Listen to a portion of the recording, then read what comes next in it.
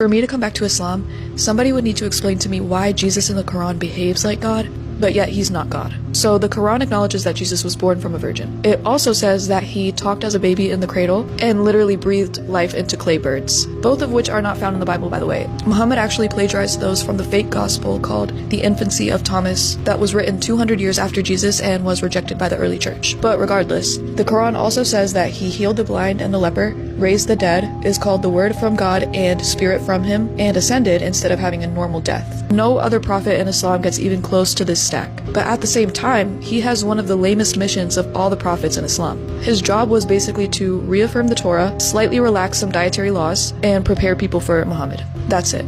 No new covenant, no new law system, no global religion, and no preserved scripture, because we apparently don't have the original Injil. The Quran gives Moses massive miracles as well, but he delivers the law and forms a nation, so it makes sense. Muhammad gets the greatest miracle, which is the Quran, and he establishes a world religion. Noah gets divine signs and resets humanity. Abraham gets divine encounters and becomes father of nations. But Jesus gets cosmic tier miracles to tell monotheists to keep being monotheists and to allow some food again. So was Allah bored and decided to make him do all these miracles for fun? Or is it more likely that he did all these miracles because he is God? You guys can let me know. A wise God doesn't attach the most extreme supernatural credentials to the weakest mission in his prophetic lineup. In the Bible, Jesus' miracles aren't just a random flex. They are signs of authority over creation, authority over disease, authority over sin, authority to forgive, and authority over life and death.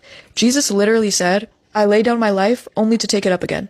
No one takes it from me, but I lay it down of my own accord.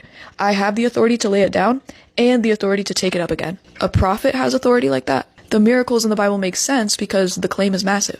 If Jesus is God incarnate, then the virgin birth makes sense, the miracles make sense, the authority makes sense, the global impact makes sense, and the worship makes sense. But since that's not the case in Islam, that leaves only two real options. Either Allah theatrically over-equipped Jesus for a small, redundant mission, or the Islamic narrative is borrowing fragments of an earlier Christology that it cannot fully suppress.